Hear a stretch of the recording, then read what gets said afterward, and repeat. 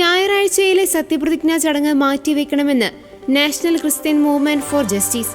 സംസ്ഥാന തെരഞ്ഞെടുപ്പ് കമ്മീഷന്റെ നിർദ്ദേശപ്രകാരം ഡിസംബർ 21 ഞായറാഴ്ചയാണ് തദ്ദേശ പ്രതിനിധികളുടെ സത്യപ്രതിജ്ഞാ ചടങ്ങ് നിശ്ചയിച്ചിരിക്കുന്നത്.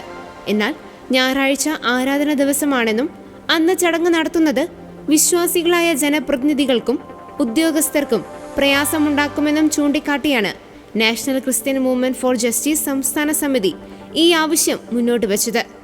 ഞായറാഴ്ച ദിവസങ്ങളിൽ ക്രൈസ്തവർ പള്ളിയിലെ ആരാധനകളിൽ പങ്കെടുക്കുന്നത് അനിവാര്യമാണ്.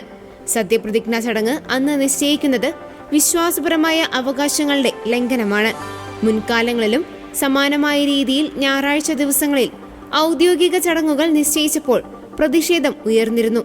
എന്നിട്ടും വീണ്ടും ഞായറാഴ്ച തന്നെ തിരഞ്ഞെടുക്കുന്നത് ക്രൈസ്തവ സമൂഹത്തോടുള്ള അവഗണനയാണെന്ന് സംഘടന ആരോപിക്കുന്നു. ചടങ്ങ് തിങ്കളാഴ്ചയിലേക്കോ മറ്റൊരു പ്രവൃത്തി ദിവസത്തിലേക്കോ മാറ്റണമെന്നാവശ്യപ്പെട്ട് സംഘടന സർക്കാരിനും തിരഞ്ഞെടുപ്പ് കമ്മീഷനും നിവേദനം നൽകി.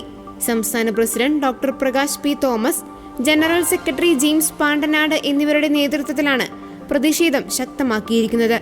ഡിസംബർ 25-ന് ക്രിസ്തുമസ് ആഘോഷങ്ങൾ നടക്കാനിരിക്കെ അതിനു മുന്നോടിയായി നടത്തുന്ന ഈ ചടങ്ങ് ക്രൈസ്തവ വിശ്വാസികളെ കൂടി പരിഗണിച്ച് ക്രമീകരിക്കണമെന്നാണ് ഇവരുടെ ആവശ്യം.